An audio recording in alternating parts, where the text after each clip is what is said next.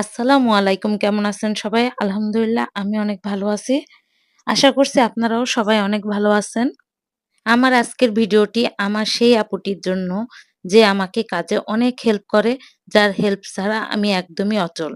আপনারা নিশ্চয়ই বুঝতে পারছেন আমি কার কথা বলছি। হ্যাঁ, আমি আমার হেল্পিং হ্যান্ড আপুর কথাই বলছি। আপু আমাকে কালকে বলল যে, "আপু, আমি কিভাবে পোলাও রান্না করতে হয় সেটা জানি না। আপনি কি আমাকে একটু শিখিয়ে দিবেন?" বাকি কথা একটু পরে বলছি।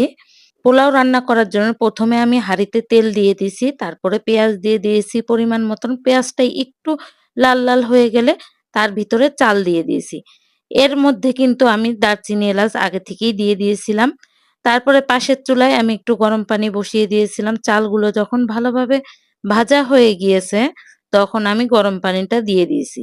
আমি বরাবরই গরম পানি মেপে দিতে পারি না। আমি একটা আন্দাজ করে দেই। আপুকে অবশ্য আমি বলে দিয়েছি যে, "আপু, আপনি চালের উপরে অন্তত ২ আঙুল মানে ২ কর পানি থাকে এমনভাবে আন্দাজ করে দিবেন।"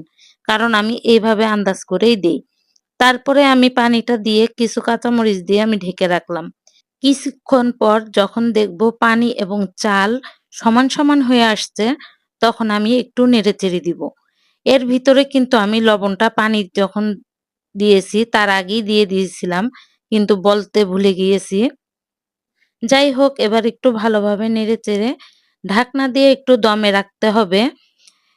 সবকিছু আমি আপুকে মুখে, মুখে বলে দিয়েছি। কিন্তু আপু আমাকে বলতেছে যে, "আপু, আপনি একটা ভিডিও করে দিয়েন। তাহলে দেখে, দেখে আমি রান্না করতে পারবো।" আপু আমার ভিডিওগুলো সব দেখে। যখনই সময় পায় তখনই রাত্রেবেলায় বসে, বসে নাকি আমার ভিডিও দেখে। আমার ভিডিও নাকি উনার অনেক ভালো লাগে। আপুর সাথে আমার এমন একটা সম্পর্ক, আপু সবসময় আমার বাসায় আসলেই বলে, "আপু, অন্য, অন্য বাসায় কাজ করলে আমার একটু আনইজি লাগে। কিন্তু আপনার বাসায় কাজ করলে আমার মনে হয় যেন আপন লোক বা আমার নিজের বাসাতে আছি।"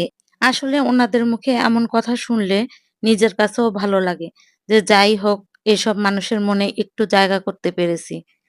তো আমি কিন্তু কথা বলতে, বলতে কয়েকবার পোলাওটা নেড়ে-চেড়ে নিয়েছি। এভাবেই দমে রেখে, রেখে পোলাওটা রান্না করে নিতে হবে। ও আরেকটা কথা বলতে তো ভুলেই গিয়েছি। যখন পানি শুকিয়ে আসবে তারপর কিন্তু চুলার আঁচটা একদম কমিয়ে দমে রেখে পোলাওটা রান্না করে নিতে হবে। একদম ঝরঝরা হয়ে যাবে এভাবে রান্না করলে।